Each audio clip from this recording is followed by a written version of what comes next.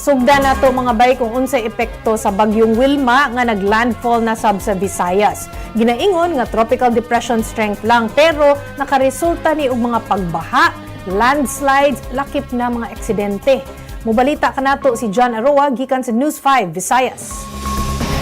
Bisan og wala pa maglandfall ang bagyong Wilma, kusog na pag-uwan dayon ang nasinati sa pipila ka dapit sa Cebu Province. Kini mao'y hinungdan og landslide sa bahin sa Central Highway sa lungsod sa Balamban.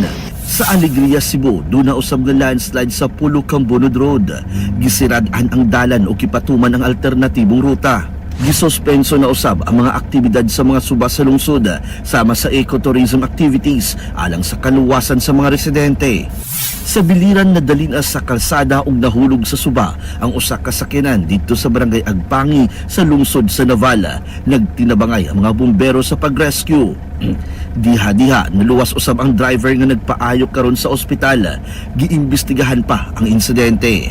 Kapatid para sa 1PH, Janarua, News 5.